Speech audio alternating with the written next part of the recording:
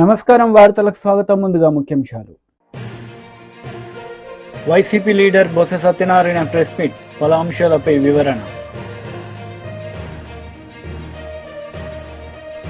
BRS leader press meet, పలు అంశాలపై వివరణ.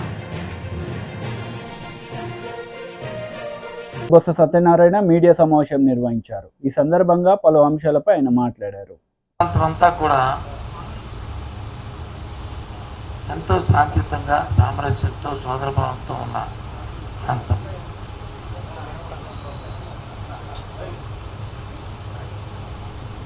ఎన్నికల నేపథ్యంలో కూడా ఎక్కడో చిన్న చిన్న సంఘటనలు తప్ప పెద్ద సంఘటనలు ఎక్కడా జరగలే, ఏ విధంగా ఇబ్బంది జరగలే. అటు రాజకీయ పక్షాలు కానీ, ప్రజలు కానీ, లేదా అధికారులు కానీ, అధికార యంత్రాంగాలు కానీ అందరూ కూడా ఎవరి బాధ్యత వారి వారి పరిధిలో ఏదైతే మనకున్న సాంప్రదాయం ఉన్నాయో వాటి ప్రకారం ఎన్నికలు జరుపుకున్నాం.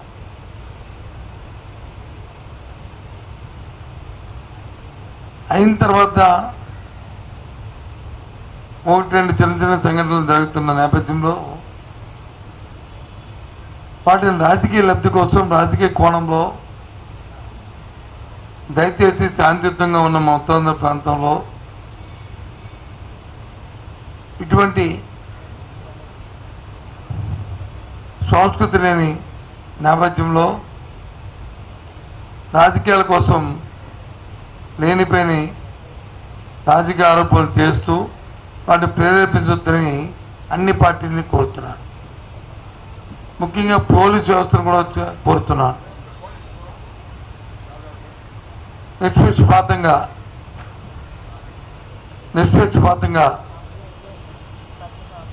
ఏ సంఘటన పట్ల ఏ రాజకీయ పార్టీ ఉన్నప్పటికీ కూడా తప్పుగా చూస్తూ చర్య తీసుకోమని కూడా నేను రిక్వెస్ట్ చేస్తున్నాను, డిమాండ్ చేస్తున్నాను. అదే నేపథ్యంలో రాజకీయ నాయకులు కూడా అనవసరంగా ఆరోపణలు చేసుకొని నిందారోపణలు చేయడం అనేది తగదు. ఇటువంటిని హింసను ప్రోత్సహించొద్దు. మా వరకు వైసీపీ పార్టీ దానికి పూర్తి వ్యతిరేకమని చెప్పి మనం చేస్తాం. ఇలాంటి సంఘటనలు ఏ పరిస్థితుల్లో ఎట్టి పరిస్థితులు కూడా ఉపేక్షించమని మనం చేస్తాం. నిన్నెక్కడో విశాఖ పార్లమెంటరీ పరిధిలో ఒక సంఘటన జరిగింది.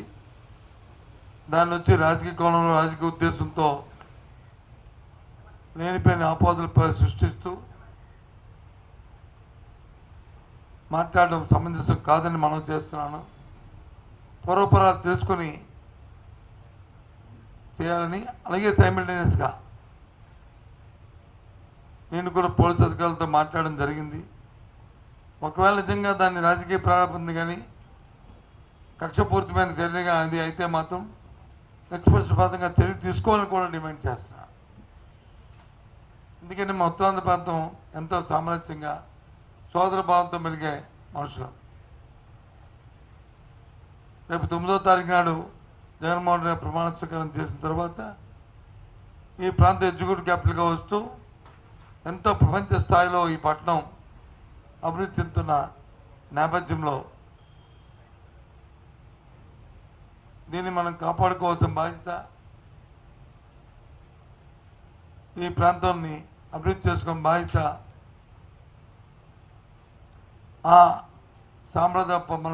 మన సాంప్రదాయాల్ని మనం కొనసాగించిన బాధ్యత ఈ ప్రాంత పౌరులుగా, ఒక రాజకీయ పార్టీ నేతలుగా కాకుండా ప్రాంత పౌరులుగా మన బాధ్యత అని చెప్పి అన్ని రాజకీయ పార్టీలు కూడా నేను కోరుతున్నాను. దయచేసి అందుకోసమే మీ ద్వారా చెప్దామని ఇవాళ ఈ పత్రికా సమావేశాన్ని ఏర్పాటు చేశానని మనం చేస్తాం.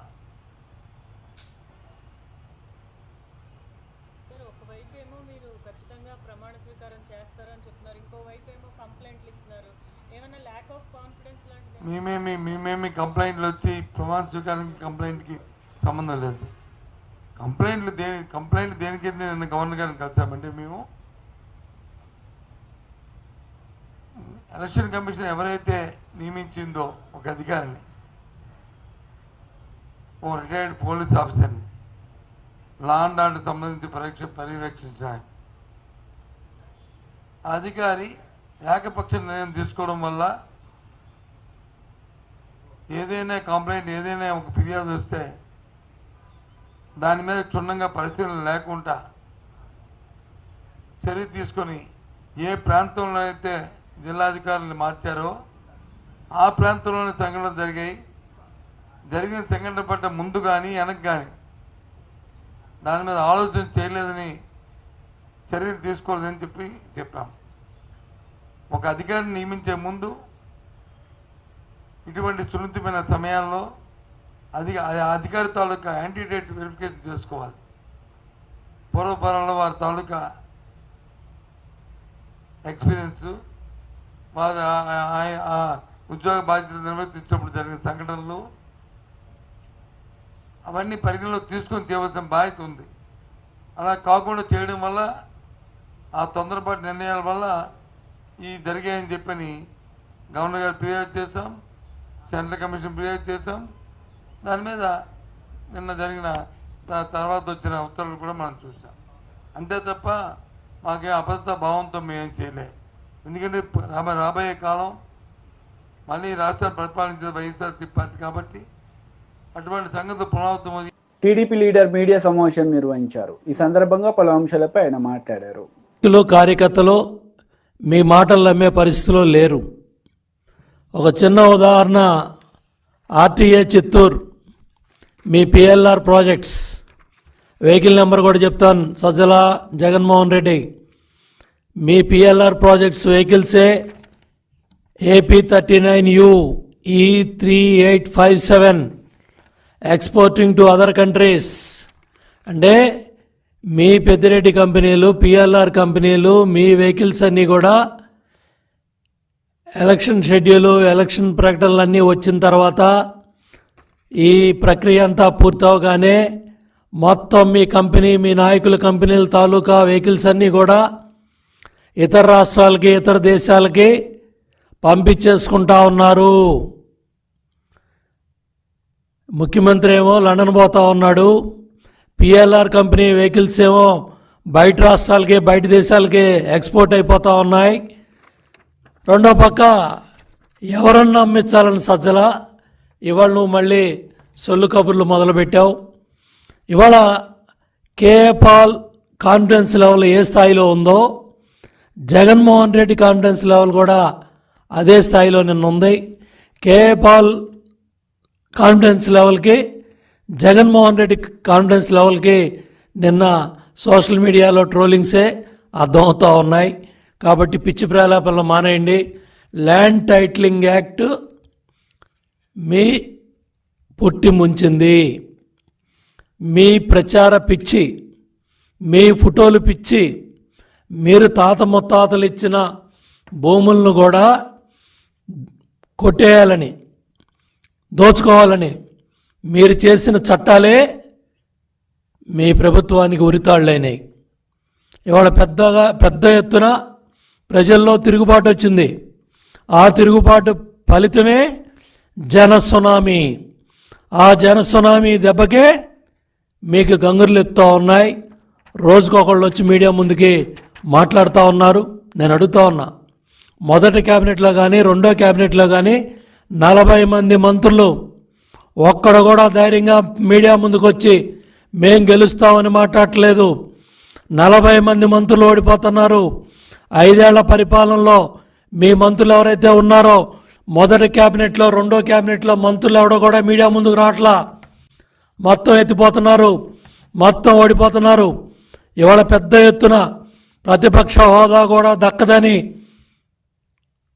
మీడియా ఘోషిస్తూ ఉంటే, సర్వేలు ఘోషిస్తూ ఉంటే, ఇవాళ సజ్జలు వచ్చి ఏ కార్యకర్తను నమ్మిద్దామని, ఏ నాయకుడిని నమ్మిద్దామని నువ్వు మళ్ళీ బురద జల్లే కార్యక్రమాలు చేస్తున్నావు. సిగ్గుందా అని అడుగుతున్నా. అపధర్మ ముఖ్యమంత్రి మీరు, 5 ఏళ్ళు ప్రభుత్వం పరిపాలన చేసింది మీరు, చీఫ్ సెక్రటరీ మీరు పెట్టుకున్న వ్యక్తే, మీకు అనుసరణలోనే వ్యవస్థలన్నీ నడుస్తున్నాయి. ఇవాళ చీఫ్ సెక్రటరీయే మొత్తం పోలింగ్ స్టాఫ్ దగ్గర నుంచి ఎక్కడెక్కడ ఏ అధికారం ఉండాలో రాజేంద్రనాథ్ డీజీపీగా ఉన్నప్పుడే నియామకాలన్నీ జరిగాయి. ఇవాళ ఈసీ మీద బురద జల్లాలనో, తెలుగుదేశం పార్టీ మీద బురద జల్లాలనో, ఎన్డీఏ కాటు మీద బురద జల్లాలనో, కేంద్రం మీద బురద జల్లాలనో ఇవాళ సజ్జల ఎత్తిపోయే మాటలు మాట్లాడుతూ ఉన్నాడు. భయం కళ్ళల్లో కనపడతా ఉంది, పిరిగితనం కళ్ళల్లో కనపడతా ఉంది. అపధర్మ ముఖ్యమంత్రి లండన్ పోయి వస్తాడో లేదో అనే డౌట్ కూడా సజ్జల రామకృష్ణారెడ్డి మాటల్లో డొలతనం బయటపడతా ఉంది. ఎందుకంటే సజ్జల భార్గవరెడ్డి ఎలక్షన్ అయిన 24 గంటల్లో జెండా ఎత్తేసాడు. మొత్తం సోషల్ మీడియా వైసీపీ దుకాణం బంద్ అయిపోయింది, కేల్కతం అయిపోయింది. మొత్తం దుకాణం సర్దేశారు. మొత్తం సజ్జల భార్గవరెడ్డి జెండా ఎత్తేసి హైదరాబాద్ వెళ్ళిపోయాడు, పక్క రాష్ట్రాలకు వెళ్ళిపోయాడు. ఇవాళ నీ కొడుకే జెండా ఎత్తేసి వెళ్ళిపోతే నిన్న కార్యకర్తల నాయకులు కన్నీళ్లు తొడటానికి, వాళ్ళ ఓదార్చడానికి నిన్న జగన్ రెడ్డి మాటల్లో కాన్ఫిడెన్స్ కార్యకర్తలకి నాయకులు దక్కపోయేపాటికి మళ్ళీ ఉదయం సజ్జల రామకృష్ణారెడ్డి వచ్చి మీడియా ముందు మళ్ళీ అసత్యాలు అబద్ధాలు ప్రచారం. బీజేపీ లీడర్ మీడియా సమావేశం నిర్వహించారు. ఈ సందర్భంగా పలు అంశాలపై ఆయన మాట్లాడారు. పోటీ చేస్తున్నటువంటి అభ్యర్థి ఖర్చులో జమ చేసి ఆయనను డిస్క్వాలిఫై చేయమని ఈరోజు ఎన్నికల సంఘానికి సంబంధించిన అధికారికి మేము దరఖాస్తు ఇచ్చాం. ఎఫ్ఐఆర్ చేగుంటలో నమోదైనటువంటి క్రైమ్ నెంబర్ 161 ఆఫ్ 2024, మళ్ళీ ఎఫ్ఐఆర్ కాపీ లేదంటారేమో అని చెప్పి పబ్లిక్ డాక్యుమెంట్ ఇది, గూగుల్లో కొడితే దొరుకుతా ఉంది. క్రైమ్ నెంబర్ 161 ఆఫ్ 2024 పోలీసు వాళ్ళు నమోదు చేసినటువంటి ఎఫ్ఐఆర్ కాపీ తీసుకొచ్చాం. ఈ ఎఫ్ఐఆర్ కాపీకి అనుబంధంగా వాళ్ళు పెట్టినటువంటి పంచనామా, ఈ పంచనామాలో ఏ బూత్కి ఎన్ని పైసలు, ఎన్ని కవర్లు అనేది డీటెయిల్గా రాయడం జరిగింది. ఇన్ని ఆధారాలను తీసుకొని వచ్చి ఈరోజు ఎన్నికల సంఘానికి మేము ఇచ్చి, ఈ పోలీసు వాళ్ళు రిజిస్టర్ చేసినటువంటి కేసులో రెడ్ హ్యాండెడ్గా దొరికినటువంటి 3 ముద్దాయిలు, వాళ్ళు చెప్పిన పేరు ఏంటంటే 4వ పేరు కొండాపూర్ గ్రామానికి సంబంధించిన రాజిరెడ్డి అనేటువంటి వ్యక్తి వెంకట్రామరెడ్డి గారి తరఫున ఈ డబ్బుల్ని ఊర్లలో పంచమని మాకు ఇచ్చినాడు అని పోలీసు వాళ్ళకి ఇచ్చిన కన్ఫెషన్ స్టేట్మెంట్లో దొరికిన 3 ముద్దాయిలు చాలా స్పష్టంగా చెప్పడం జరిగింది. నేను ఈ సందర్భంగా ఎస్ఐ చేగుంటను అప్రిషియేట్ చేస్తూనే ఎస్పీ మెదక్ గారికి చెప్తున్నటువంటి విషయం ఏంటంటే, ఈ ఇన్వెస్టిగేషన్ ఎవరైతే సూమోటో కంప్లైంట్ ఇచ్చిండో ఆ ఎస్ఐ ఈ కేసు ఇన్వెస్టిగేషన్ చేయడానికి వీల్లేదు. కాబట్టి జిల్లా పోలీస్ అధికారిగా ఇంకొక అధికారిని ఈ కేసుని ఇన్వెస్టిగేట్ చేయడానికి అపాయింట్ చేసి, ఏ ఫామ్ హౌస్లో అయితే మీటింగ్ పెట్టినరో ఆ ఫామ్ హౌస్ సీసీటీవీని ఫుటేజ్ని రికవరీ చేసి అందులో ఉన్నటువంటి అన్ని కార్లను కూడా ఈ కేసుల్లో ముద్దాయిగా చేర్చడంతో పాటు, ఇంకా టెక్నాలజీ బాగా పెరిగింది కాబట్టి ఆ ఫామ్ హౌస్లో ఆ అర్ధరాత్రి ఉన్నటువంటి కార్లతో పాటు ఆ టవర్ లొకేషన్ తీసుకుంటే ఆ టవర్ కింద ఎన్ని ఫోన్లు అప్పుడు ఉన్నాయో ఆ ఫామ్ హౌస్లో తెలుస్తుంది. కాబట్టి వాళ్ళందరినీ కూడా ముద్దాయిలుగా చేర్పించి ప్రాపర్గా ఇన్వెస్టిగేషన్ చేయించాలని ఎన్నికల అధికారికి ఈ సందర్భంగా దరఖాస్తు ఇచ్చాం. బీఆర్ఎస్ లీడర్ మీడియా సమావేశం నిర్వహించారు. ఈ సందర్భంగా పలు అంశాలపై ఆయన మాట్లాడారు. ధాన్యం తడిచిపోయిన నీళ్లలో ధాన్యం తేలుతూ ఉంటే ప్రభుత్వానికి పట్టింపు లేదు. ప్రభుత్వం తడిచిన ధాన్యం కొనండి అని ఆదేశాలు మాత్రం పత్రికల్లో వస్తూ ఉన్నాయి, కానీ ఆచరణలో ఎక్కడ కూడా సరైనటువంటి రీతిలో అధికార స్పందన లేదనేటువంటి మాట వాస్తవం. ఇటువంటి స్థితిలో రైతాంగానికి అండగా ఉండాలని, రైతాంగానికి ధైర్యం ఇవ్వాలని, రైతాంగం పట్ల మా అధినేత కేసీఆర్ గారి కాలంలో ఇచ్చినటువంటి అనేక సంక్షేమ పథకాలు దూరమైపోతున్నటువంటి భావన నుండి రైతాంగాన్ని పోరాటం వైపు మళ్లించడానికి మా అధినేత కేసీఆర్ పిలుపు మేరకు తెలంగాణ రైతాంగం అంతా కూడా గత 2 రోజులుగా పెద్ద ఎత్తున రోడ్ల మీదకి వచ్చేటువంటి పరిస్థితి వచ్చింది. అనేక ప్రాంతాల్లో పెద్ద ఎత్తున ధర్నాలు జరిగినాయి. రైతాంగం అంతా కూడా రోడ్ల మీదకి వచ్చి, ఓ ప్రభుత్వమా, నువ్వు కనీసం మాకు భరోసా ఇవ్వకున్నా మేము తెచ్చిన గింజలు కొనండి అని ప్రాధేయపడతా ఉంటే, ఇవాళ ఈ ప్రభుత్వానికి కనికరం లేకపోవడం అనేటువంటిది ఇవాళ మనం చాలా స్పష్టంగా చూస్తూ ఉన్నాం. అందుకే మేము ఈ ప్రభుత్వాన్ని డిమాండ్ చేస్తూ ఉన్నాం, వెంటనే మీరు ధాన్యాన్ని అన్నీ కొనండి. ధాన్యాన్ని కొనడమే కాదు, ఇంకొక వైపు మొన్న ముఖ్యమంత్రి గారు రేవంత్ రెడ్డి గారు మాటలు చూస్తూ ఉన్నాం. మనం అనేక అడ్వర్టైజ్మెంట్లు చూస్తుంటాం, కార్పొరేట్ కంపెనీలే కానీ లేకుంటే మిగతా కంపెనీల అడ్వర్టైజ్మెంట్లు చూస్తాం. 50% ఆఫ్ అని పెడతారు, చిన్నగా ఎక్కడనో కండిషన్ సప్లై అని పెడతారు. ఇవాళ ప్రభుత్వ పరిస్థితి కూడా కండిషన్ అప్లైకి వచ్చింది. ఇవాళ ఏమైంది, తెలంగాణలో 500 బోనస్ ఇస్తామన్నటువంటి ప్రభుత్వం ఎగవేసింది. ఎగవేయడమే కాకుండా ఇవాళ ఇంకొక చిలుక పలుకులు పలుకుతూ ఉన్నది, సన్న వడ్లకు మాత్రమే, మేము సన్నాలకు మాత్రమే బోనస్ ఇస్తామని చెప్తా ఉన్నారు. తెలంగాణ రైతాంగానికి కానీ తెలంగాణ ప్రజలకు కానీ తెలుసు తెలంగాణలో పండే పంట ఏందని. 100% రైతాంగం సన్నవడ్లు వేయరు, కేవలం ఒక 20% మాత్రమే తెలంగాణలో సన్నాలు పండించేటువంటి పరిస్థితి. ఎందుకంటే సన్నాలు పండించడం వల్ల రైతాంగానికి అధిక పెట్టుబడి ఒకవైపు, దిగుబడి తక్కువ వస్తుంది అనేటువంటి ఒక దాంతో ఇవాళ ఎవ్వరు కూడా ఆ వైపు పోతలేరు. గతంలో ఒకసారి కేసీఆర్ గారు ఇదే మాట అంటే, మరి వడ్లు కొనము, మేము దొడ్డు వడ్లు కొనమని ఆ రోజు కేంద్రం ఎత్తేస్తే సన్నవడ్లు పెట్టాల్సుకున్నటువంటి దురవస్థ వస్తుందేమో తెలంగాణ కంటే, అప్పుడు వీళ్ళందరూ కూడా మా మీద ఎదురుదాడి చేశారు. తెలంగాణ రైతాంగానికి టీడీపీ లీడర్ మీడియా సమావేశం నిర్వహించారు. ఈ సందర్భంగా పలు అంశాలపై ఆయన మాట్లాడారు. లేకపోతే ఆ కోర్టు ఆర్డర్స్ ఇస్తే మొన్న మార్చి వరకు ఎటువంటి అనుమతులు, పర్యావరణ అనుమతులు కానీ ఇతరత్ర అనుమతులు కానీ ఎటువంటి అనుమతులు లేకుండా యథేచ్ఛగా అక్రమంగా ఇసుక తవ్వకాలు జరిపించారు. దీనికి ఏం సమాధానం చెప్తారు ఈ ప్రభుత్వం? మేము మొత్తుకుంటా ఉన్నాం. చంద్రబాబు నాయుడు గారు 2023లో 40,000 కోట్లు జగన్మోహన్ రెడ్డి కనుసన్నల్లో అక్రమ ఇసుక మైనింగ్ జరిగింది. ఈ రాష్ట్రంలో ఎవడెవడు కారకులు, ఏ డిపార్ట్మెంట్స్ ఏ విధంగా సహకరించినాయో, డిఎంజీ వెంకటరెడ్డి వీటన్నిటికీ పాత్రధారిగా సూత్రధారిగా ఉండి ఏ విధంగా 1000 కోట్లు కొల్లగొట్టి వీళ్ళకి సంపాదించి పెడతా ఉన్నాడో, ఇందులో మైనింగ్ ఫారెస్ట్ మినిస్టర్గా ఉన్నటువంటి పెద్దిరెడ్డి రామచంద్రారెడ్డి ఏ విధంగా దోపిడీ చేస్తూ ఉన్నాడో మొత్తం కూడా మేము సాక్ష్యాధారాలతో సహా గతంలోనే నిరూపణ చేశాం. వీటన్నిటినీ కూడా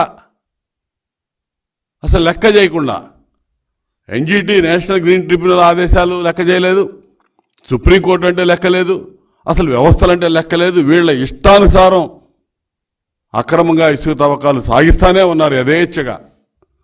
నిన్న ఆర్డర్స్ ఇచ్చింది, ఇప్పుడు కూడా రాష్ట్రంలో యథేచ్ఛగా జరుగుతూ ఉన్నాయి. ఇవాళ ఏం చెప్పాలి? సుప్రీంకోర్టు అడిగినప్పుడు మేము కేసులు ఫైల్ చేశామని చెప్పారు. ఎవరి మీద పెట్టారు కేసులు? ఏ కంపెనీ మీద పెట్టారు చెప్పాలి. డిఎంజీ చెప్పాలి సమాధానం. ఏ కంపెనీల మీద పెట్టాడో, ఎవరి మీద పెట్టారో. ఎంఓఎఫ్సిసి అక్రమ తవ్వకాలు భారీ యంత్రాల సహాయంతో చేస్తూ ఉన్నారని చెప్పి రిపోర్ట్ సబ్మిట్ చేసింది. ఎటువంటి పర్మిషన్ లేకుండా వీళ్ళు చేస్తూ ఉన్నారని చెప్పి 2024 ఫిబ్రవరిలో మినిస్ట్రీ ఆఫ్ ఎన్విరాన్మెంటల్ ఫారెస్ట్ వీళ్ళు చెప్తే దాని మీద ఇంతవరకు చర్యలు లేవు. అసలు ఏం చెప్పినా సరే దున్నపోతు మీద వర్షం పడ్డ చందాన్ని వ్యవహరిస్తూ ఉన్నారు. అసలు చర్యలనే నిల్లు. అసలు దీనికి ఈరోజు సుప్రీంకోర్టు కూడా చెప్పిన దానికి అసలు ఏం చెప్తారో అర్థం కావట్లా. ఇప్పుడు వీళ్ళ పర్యవేక్షణ, రాష్ట్ర ప్రభుత్వ పర్యవేక్షణ లేకుండా సుప్రీంకోర్టు పర్యవేక్షణలో జరపాలి రేపటి నుంచి. కలెక్టర్లు చూస్తేనే 22 మంది కలెక్టర్లు ఒకే రకంగా ఏ అక్రమ తవ్వకాలు జరగట్లేదని రిపోర్ట్లు ఇచ్చారు. ఇవన్నీ రేపు 10 రోజుల తర్వాత 20 రోజుల తర్వాత ప్రభుత్వం. వార్తలు ముగించే ముందు ముఖ్యాంశాలు మరోసారి. YCP leader Botsa Satyanarayana press meet, పలు అంశాలపై వివరణ. బీఆర్ఎస్ లీడర్ ప్రెస్ మీట్, పలు అంశాలపై వివరణ. ఈ వార్తలు ఇంతటితో సమాప్తం. తిరిగి ప్రసారమయ్యే వార్తల్లో మళ్ళీ కలుద్దాం. అంతవరకు సెలవు. నమస్తే.